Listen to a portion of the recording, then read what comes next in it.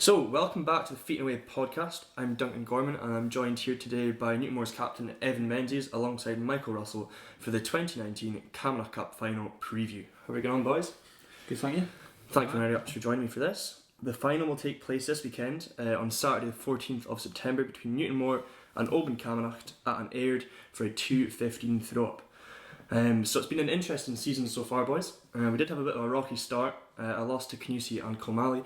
Seems to be a bit of a reoccurring theme at Newtonmore, a rocky start.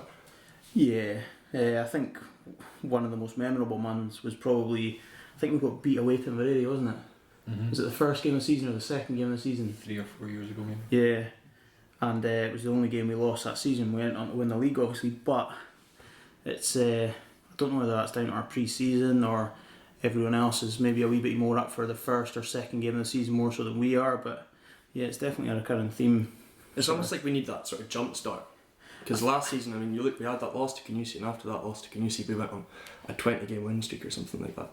I think the difficulty as well is pre-season. You're not playing shinty as such. You know, you're doing a lot of fitness stuff, which is what we should be doing as well at that time of season. But obviously, if there's snow on the ground, you're not hitting a shinty ball or sort of anything related to what's going to happen on your first Saturday. So you're maybe a bit more sort of ill prepared than what you should be. And I don't know whether other teams are maybe a bit more prepared than us, or like we said, we're just going in a little bit cold. But we've definitely been caught a few times, and this season was the same. So after the couple of jump scares, Camanachd, Camanachd, we then went on to a 14-game win streak. We won the Camanachd Cup for the 4th year in a row, and we're now in line for our 4th Scottish in a row. It's crazy how it can change so quickly once you get that bit of momentum going behind you. Yeah, and I think, you know, as much as you hate for it to happen, especially sort of in your league campaign, you'd rather it happen in your pre-season games, but sometimes you maybe do need a wee kick out the backside as well to sort of let you know that no teams are going to lie down for you, or that actually you're not where you should be, and effectively after those two defeats, we obviously upped our training a bit and got ourselves to where we should be, and obviously went on to win 14 games in a row. So As well as that sort of rocky start, we have been under the weather particularly hard because of all the injuries we've had. I mean, I've counted here 9 injuries for the first team so far, so almost a whole team. I'm sure there's a couple that I've missed as well. So it's been pretty tough trying to sort of stretch a team when the personality are changing so much. Is there any reason why we're getting injured so much this season? I think we've always been quite unlucky as a team. yeah, I feel sometimes looking around, you always feel a wee bit hard done by, but I think we've tried taking a wee few more precautions recently with our training, with our stretching, and we've now got 2 physios rather than one, so we've got good access to that sort of thing. I think as well. When we're talking about some of the guys that have been injured, you know, obviously yourself, your collarbone, there's nothing really, you know, there's no precaution you can put in place. That's just a bit of bad luck, or whatever you want to put it down to yourself as well with your hand. You know, that is just absolute bad luck, and sometimes you get a few of those in a season, and some teams manage to just get away without one all season. You know, I think the nature of it as well. I mean, we're not professional athletes; we're amateurs. We all have pretty normal jobs. It's not like if you're comparing us to footballers or rugby players. It's not like you're absolutely mothered in everything you do. You don't have access. Alright, we get access to a physio, but that's for what, 3 hours a week total. You're not getting a rub down after every session, after every game. You're not jumping in an ice bath. You've not got a dietitian, all this sort of thing. No. Saying that, you could say the same for every other team. It still doesn't explain the sort of spike in Newtonmore, if that makes sense.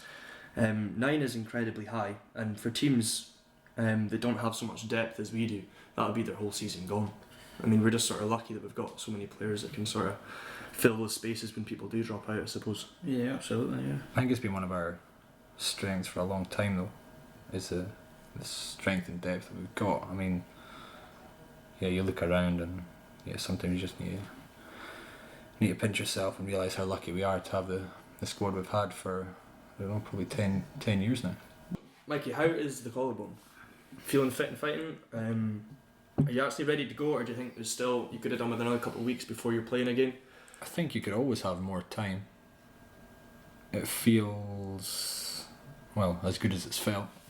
I think that's 9 or 10 weeks now, so theoretically it's healed. It's still stiff, it still needs a good bit of stretching, and still need to be careful with it. But the other thing is, I mean, it might feel fine, but who knows if I'm going to play or not. I've not had that chat with PJ yet, so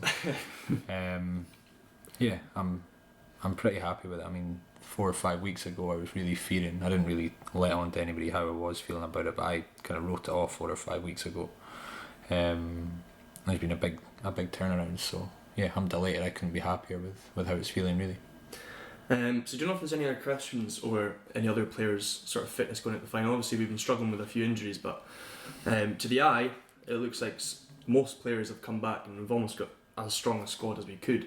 But do you know if there's anyone that could still maybe be struggling going into the match that you just don't know whether they could struggle in the warm up or 10 minutes in the park and it could all change? Well, we're within a week of the final, so I'm pretty confident you're not going to find anyone that's going to admit to any little injury or a little niggle. So, I mean, we could be sitting here right now and 10 of us could be struggling, but no one's going to let on. And I think, as Mikey's saying, we are amateurs, and inevitably there's going to be guys carrying a little niggle here, or Tosh, for example, he's been struggling for probably just as long a time as you have been, but being able to get through a half of a game or come on for 20 minutes, or we've been trying to kind of protect him a wee bit more than normal, but that's just the kind of nature of the beast, really. I think this genuinely is the best scenario that Newtonmore could have hoped for. If you look maybe 3-4 weeks ago and you're thinking, God, there's going to be a 17-year-old maybe in the squad, and a few boys that are still out that have won 2-3 Camanachd Cups before, where that experience would carry a long way. But in the end, it's all sort of fallen together, and I think in terms of recovery, it's gone as well as it could have. Whether that's down to all the new physios or anything, but I think the boys have done a really good effort to just be careful and conscious of how they're feeling.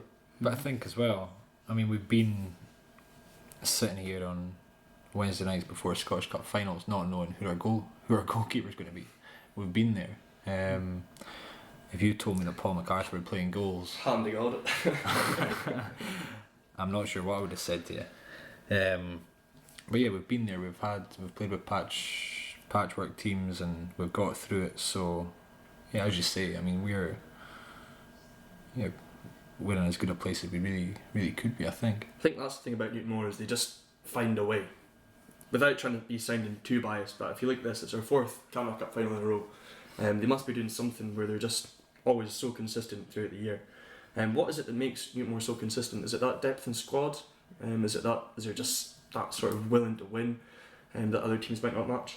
I think we've touched on it already, really, and you hear a lot of guys saying it, and it's totally true, and it's a good second team makes a good first team, and I think it's no coincidence if you look at how successful our second team have been over the last not just 1, 2, 3 years, but sort of 4, 5, 6 years.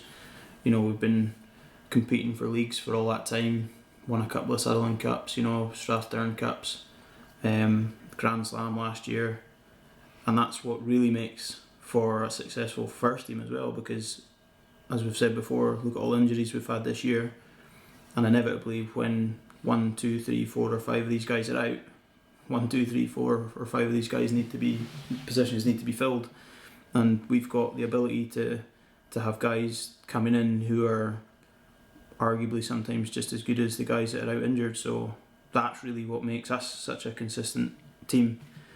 Coupled with the fact, as you said, that kind of will to win. A lot of teams have a will to win, but I think when you've got the togetherness that we do as a squad, we're not just rock up on a Saturday and we play with each other as a team. We're all, as we're all good mates. If there's no shinty on a Saturday, we're probably having a beer together or whatever, and that's what can make a really good team, not just being able to hit a shinty ball. It's that kind of willingness to do it together. Yeah, and I think winning's addictive as well, when it becomes a bit of a habit. And also, going back to the strength of squad we've got, I mean, you're competing, and that competing, it just raises everybody's level. There's maybe 2 or 3, maybe 2 guys that are guaranteed a game every week. And other than that, I mean, I think a lot of guys are pushing each other on, because if you want to be in that team, if you want to be tasting that success, you have to be pushing. And I think that's been tough for a lot of our kind of younger guys, maybe guys 3-4 years younger than me, kind of your age, I suppose. Yeah.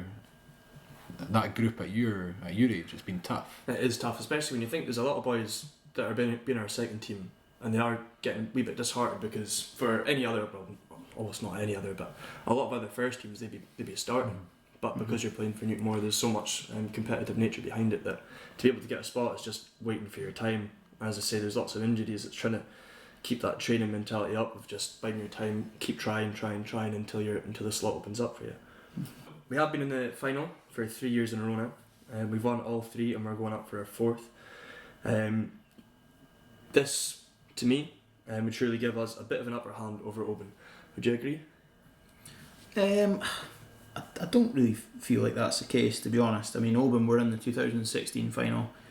I mean, when it comes to these sort of games, I think if you've got a sort of overwhelming experience behind you over the opposition, then maybe. But I mean, Oban have played in every senior final this year, so in terms of playing on the big stage, you know, they're used to it just as much as we are. You know, so I don't really see that giving us an advantage as such. And you know what it's like. You know, it's not. This is one game, one day. Anything can happen. So that's the old cliches, isn't it? I mean, you can't go in that final. One of the most notable ones for me was the McTavish when we played Camanachd. Was that 2015? Yep. And we beat them really comfortably in the league. Actually, must have been about 3 or 4 weeks before the final. I think we beat them by like 6 or 7. It was a really comfortable score. And you know, in the lead up to the game, this was the kind of things that were getting thrown about. You know, it's this will be a comfortable victory and all the rest of it. Which, you know, we never ever went into that game feeling like that at all. But at the end of the day, it's one game. You know, I blame Jamie. That helped. But you know what? See, even regardless of that, before Jamie got sent off, they came at us, and you know what? Even if Jamie didn't get sent off, would they beaten us? They maybe would have that day. You know, it's on the day. You know, you've got to all perform at your best, and if you don't, you'll get found out. You know, so yeah, it's on the day. Anything can happen. Lumberjack that he is. People there. Saying that, there was almost a bit of a repeat in the McTavish this year. I mean, there's no way that was... What was the score in the end? Was it 3-0? Yeah. Anyone could have watched that game and said it was definitely not a 3-0 game. Obviously, we got a few chances in the end and there was a few good saves, but all the way out through the game it was nail-bite. Oh, they're close. And for a national division team, it was a really close game. So certainly, when you go into the final this week, when they've been in all 3 of the senior finals, no matter how many Camanachds we've been in the past few years, it's definitely going to be... You just don't know. You never know. Take it as it comes. Going back to that game, what you just touched on there, you'd hope that the pitch this Saturday is far better than that. I think what you touched on about that game against Camanachd, and here's the same for both sides, but yeah, that pitch at the back that day was horrendous. Yeah, it wasn't. Was looking like no man's land for most of it. It was mortar shells all over the place. Not right. And you'd hope that the Fort William pitch is better than that this week. I've not actually seen what the weather's meant to be like this Saturday, have you? I don't think it's going to be great. Let's be honest. It is Fort William after It's one of the wettest places in Scotland. I looked at the forecast the other day, and it was rain from Monday to Monday. So fingers crossed we might get a break out of the sand at some point. Dry the pitch out a little bit. Armbands out for the throw up. Okay, so anyway, if we win this, the Camanachd Cup final this year, then Newtonmore will equal their record of 4 Camanachd Cups in a row that was set in 1907 to 1910. As a captain, does this give you a little bit more pressure on the head, or is it just sort of like any other final? Nah, not really. You know, I think when it comes to sort of the history books as such, I mean, that's just if we go on to write our own history that way, then great. It's a bit of a bonus, you know. But at the end of the day, this is all about us trying to win this one trophy, and we'll do our best to do that. But whether it meant the first time in 25 years or 4 in a row, you know, they all mean the same. It's not like winning the 4th in a row would mean any more than, just winning it's winning it. That's what's really important. I didn't actually know about that record. I didn't know that's... I did know about that record No. because a few people have kind of reminded me of it this week, but I was actually surprised that we hadn't done it in the 70s. That was the only thing that surprised me. Yeah, I was having a look at the records today actually just to make sure it was right. There's been I think we did 3 multiple and then times where we've done 3, but just I think in the 70s it was we did 3 Like and then matched that lost last and then year, 3 Yeah. and then must have lost and did Yeah, another 2 yeah. or 3 or whatever. But yeah, there there always always seems to be in clumps of 2 or 3, I think. Mm-hmm. But even I had a look as well. Canusi's record, which is obviously the highest of all time, was 7 years in a row they won it. That's pretty impressive, isn't What it? if William won it in the 2000s? They 5, I were think, wasn't it? 5 in a row, and they were in 7 finals in a row, I think, as well. Well, I think they lost 2. that's a good team. 2 before they Yeah. won it. Speaking of William, Gary Ennis winning 2 Albert Smiths. You've also won your Albert Smith last year, Evan. Does that give you a little extra boost of confidence heading into this year's final? Not really. It's a little bit like what we're talking about just winning the game. It's I mean, we've all been really lucky enough now to have played in a few Scottish Cup finals, and I think you don't ever really look at your performance of the year before, or I'd more look at my performance the week before. That's more important when it comes to a game like this, because you're thinking about how your form is now, not how your form was last year. And again, it's a lovely thing to have won, and proud of it. But again, this year the most important thing is our name being on the cup, as opposed to whose name's on the Albert Smith. Really, Just take it as it comes. I suppose the experience is the same as winning it. It's been on that big platform and knowing that you can perform at that stage. But I do understand what you're saying. You can't think about past games going into this one. You just have to take it on the day, and sort of no result matters other than that one. Yeah. So obviously you don't want to focus too much on the opposition, but we'll talk briefly about Oban. They did have a slow start to the season, just like us, but as we have, they've turned it around pretty dramatically. They've been to all 3 of the senior finals this year. They won the first one against Kyle's Athletic in the Glasgow Celtic. They did need extra time, but they won it 2-1 with Andrew McQueish scoring a double. Then on to the Macaulay. They were 2-1 up against Canusi with half an hour to go, and they then lost 3-2. What do you think happened here? You don't want to over-speculate on what happened, but do you think that's a bit of an experience? I wouldn't overly say so. I think Canusi were a better team that second half. yeah. I think you can't avoid the fact that Canusi probably actually in the end deserved to go on and win it. Really. There was a hair that split it in the end because they hit the post in the last 30 seconds or something as well, didn't they? So it really could have gone either way, but I think you're right. Canusi just showed that bit of dominance in the second half. It was a decent game, that one. Mm-hmm. Definitely was. So we haven't played Oban properly this year. Will this affect how we approach the game? I don't think so. I think this is the same scenario as, was it 2016? Yeah.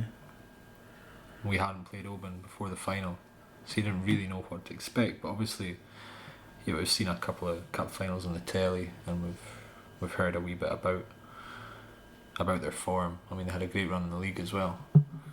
But no, I don't think it affects how we approach the game. I mean, PJ certainly doesn't like to dwell on anybody else. No. It's not. It tends to be more about ourselves. Not in a negative way, but I mean, that's because I think PJ has confidence in that if we as a team play to the fullest of our ability, then it doesn't matter who we're playing against. You just have to focus on your own shin. But I think it goes back then to what we're saying about all on the day. I mean, touching back on the Glenackert thing again, I mean, whether you've played them 2 weeks ago and won 6-0 or played 5 weeks ago and got beat 4-0, it does become a little bit irrelevant when it comes to playing in a big game like this. Even if we had played them twice this year and won this year, or played them twice this year and lost this year, yeah, you might look at, oh well, so and so played in that position and they were really strong, so maybe need to look at that. But I think when it comes to a game like this, you've just got to be confident in what you're about as a team, and everybody's their own individual task on the day, and you're not really worrying about how they're going to set out or who their target men are. Really, it's just going to be about if we can go out and do what we want to achieve on the day. Especially when you're hoping to put out a full squad. We're hoping to line up as strong as we possibly could. So again, there's more reason to just think about ourselves and what that strongest squad may be. I don't know how my squad would vary from your squad to your squad, but yeah, I think that's more of what PJ will be focusing on. It's probably more of what the boys are focusing on. I dare say everybody's had a wee stab, a wee guess at what the lineup's going to be. Yeah. I think it depends as well on how, as you said, how your squad's shaping up to be. I think in the past, if we look at going back to the year you were talking about with Ginge playing in goals, that was like, he did an immense job that day, and the whole squad was totally shuffled about. And there's maybe a little bit more of an element to that side of things where you do have to start saying, right, we're so many men short or so many guys missing or whatever, we're going to have to try and play guys in a bit more tactical positions to sort of protect ourselves a wee bit more, so to speak. Was that the year when we were missing Steve and Roar? Only Steve was missing that year. Tosh. But Roar had been out for 9 weeks. Yeah, Tosh was away. Tosh was was away. It was the first game he played back, wasn't it? So we were missing Stevie. Toshy was away. There was somebody else. And obviously, at that point, the decision had to be made that, Norman ended up having to come out to full back. Just as well with 2 Camanachd goals. After the goal. He won't thank you for that comment. He was re-nicknamed Bandy that day. It is a bit of a miracle in my eyes how we've gotten to the final without initiating any of these suspensions. Yeah, that's been a little bit sort of tricky, but I think as well, obviously that game we're talking about, Stevie missed that final through suspension, and I think that's the other one. That's what I was thinking. Yeah, I think through that experience from all of us, it was horrible for Stevie and himself, and even for all of us to, see a guy that you're playing all season with to not be a part of a day as big as that. And I think that in itself was maybe a little bit of a lesson and something in the back of everyone's minds who's been sitting on a suspension for that not to be them, and myself included, well, and you, really. Away with it. There's a few other guys as well, so I think for that to have happened before was enough to remind everybody that actually, it really is a case of really towing the line. Because I couldn't imagine setting out a Scottish Cup final. No. It'd be bad enough through injury, but through suspension, knowing if you hadn't acted a certain way or gone into a certain challenge or done something that your actions actually could have changed it, that would be a proper sickener. I think that the difficulty now as well is, and this is only my opinion, this might get edited out. But this is the gold stuff. That's what we want. But Let him go. I think sometimes as well in today's game, it's so easy to pick up a yellow card. I mean, you could shout something to a teammate, or it could be a little bit of petulance or whatever, and you get thrown a yellow card now. Some of the referees are a little bit power hungry. Again, only my opinion, but that's all it can take is something as daft as a comment or something like that, and these guys are straight out of the book, rightly or wrongly. I don't know. Like I said, in my opinion, it's that. Even Stevie's one, I know he's only got himself to blame for certain things, but the actual booking that led to Stevie missing that game, that wasn't a booking. There was nothing in that at all. What was it that you got booked for? He was again. This might get edited out too. But for me, he was cheated that day, and the opposition that we played had one of their own goal judging, and he effectively was the man that gave the booking, so to speak. Yeah. And I think that's, again, going back to what we're talking about, that's how easy it can be. It can be something that's just a flippant push or something, and someone takes it as a bit more than what it was, and the easy thing is to give a yellow card to both players or whatever it is, and one yellow card means nothing to one guy.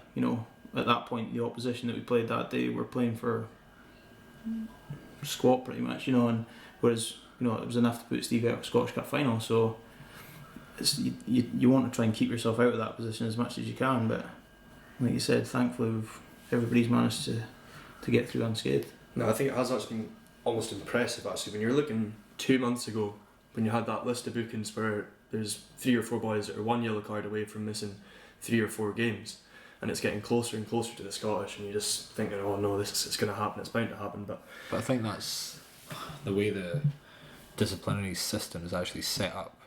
Like, it's designed to do that. Definitely, yeah. I don't think it's necessarily right. No. I think You've got more experience of that than I do. I don't know about that. Have you got any paperwork with you to prove that? No, I think the difficulty is, I think once you're on that road of ill discipline, if you like, you're never off it. No. So, if you finish the season on X amount of points, you're starting next season on a certain number, and it's only taken a couple for you. It would make more sense to reset at the start of each season? I don't know if a complete reset would be fair, because the argument obviously is if you've got ill discipline, then you need to be punished on some level. But I do think if we're going to be throwing yellow cards out like Christmas cards, then I think there needs to be, there needs to be a number at it. I think 3 yellow cards is too harsh to be missing a game, or like you said, you get another 3 and you miss 2. But if you start the season on 2 and you pick up a couple of bookings, you miss 3 games. In an amateur sport, to be missing almost a month away from the game, you talk about getting people interested in the sport and keeping people interested in the sport. That is what the difficulty is. If you've got a family at home and you've got a 3-game suspension, again, not playing the victim, but this is just generally, and you're thinking, oh, I've got 3 weeks off, playing on a Saturday, where it's difficult to sort of remain motivated to train for that month when you're away from the game. Especially in the lower leagues, where it seems like they might miss 2 weeks in a row anyway through not having games. So then effectively, as you say it, you're missing 5-6 weeks then. 5 or 6 weeks. That's a huge amount of time. And You'll be timing yours next season, Evan. Yeah, book the holiday in for get the yellow card by July. You'll be sorry.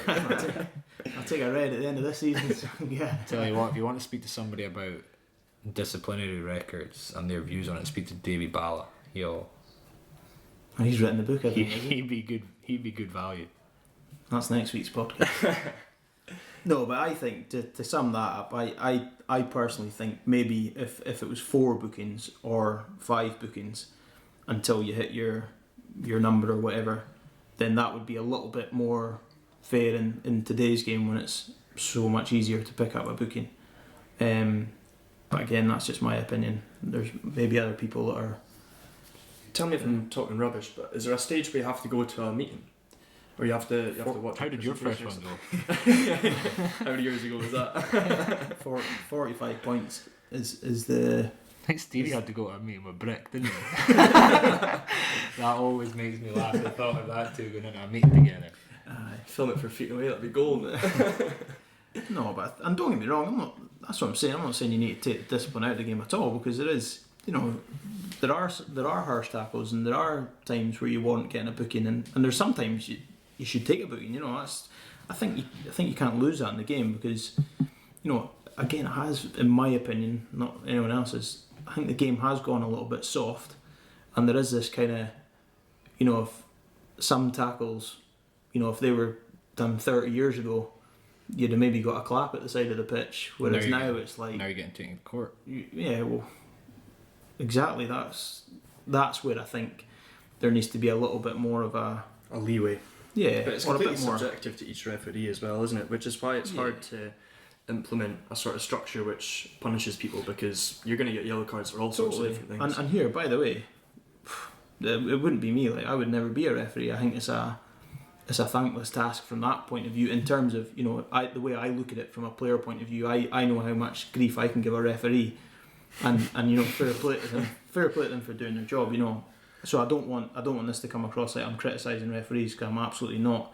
I just think that it can be too easy in today's game, and it's the way society's gone. Really, everyone's a bit sensitive and a bit soft, and that was a bit too hard, that shoulder to shoulder with that 16-year-old boy. If I'm dumping the shoulder on him and he falls on his sport, if he falls on his backside, then go to the gym. That's the way it is.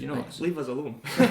No, but but I think like I said, 30 years ago, you could probably throw a shoulder at someone and kick out at them, and it's part of the sport. It is a man sport. It is a bit aggressive, and those are, for me, some of the best games I've played in my career was when there was a little bit of nitty gritty and you did have that bit against your opponent. But at the end of the day, the final whistle goes, and he's the first or second man you're offering a pint to. That's the way it is. There's no grudges held at the end of it. It's just that's the way the game should be. But that Camanachd game we were talking about again earlier, the one this year, it was a bit more like that, wasn't it? It was a bit more old school, the way the ball was dropping. Yeah, Ziggy getting clobbered.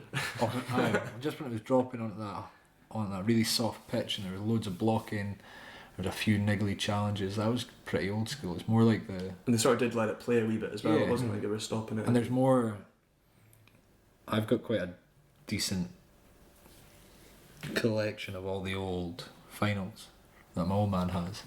We've watched a lot of them together. Yeah. And it's fascinating watching how the game's changed between then and now. I mean, don't get me wrong, I think the games... What are you laughing I'm at? laughing because after my big spiel about 30 years ago, there's obviously some things that had to change a wee bit. You can't punch somebody and expect to carry on in the game. That's Shake hands and get on. no, but the pace of the game seems to have upped. Fitness levels seem to have upped. And I mean, if you look at the playing surface, makes a massive difference. it allows you to play quicker. Obviously, summer shinny versus winter shinny is a massive transition. Huge change, Massive difference. So, looking on at the game, been in a few finals in a row now, you'll know how you approach a final compared to any other game. Is there any changes that you make to your preparation, or is it all going to be roughly the same? Do you try and keep it as similar as possible? Personally, or as a team? Both. I think, well, Personally first. Personally, I try and do everything I would normally do, to be honest.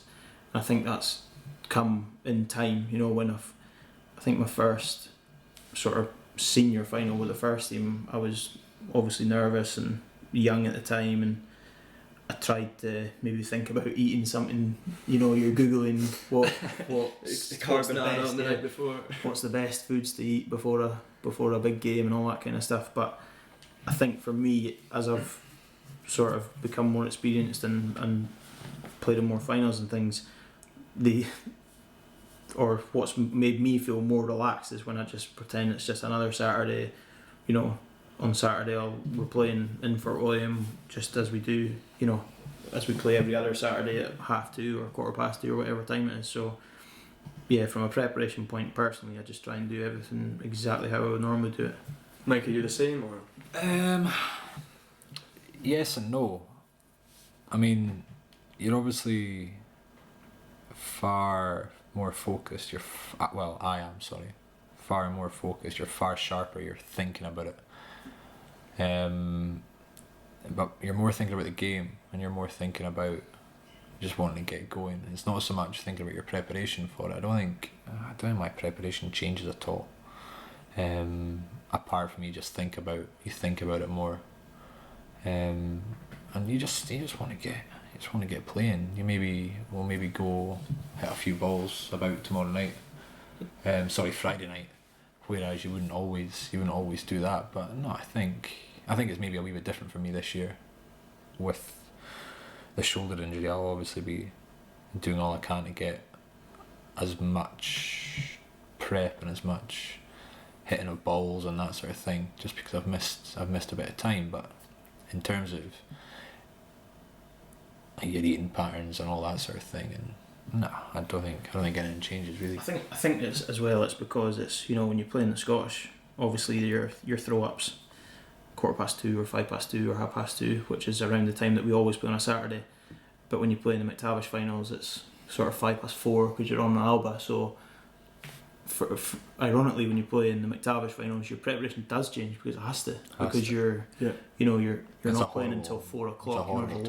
It's a lot of waiting. We're lucky that the Pups game was on before, because it sort of did take your mind off it a wee bit. You could just sit and watch that. And those evening games against Camanachd, they're a nightmare as well. Yeah.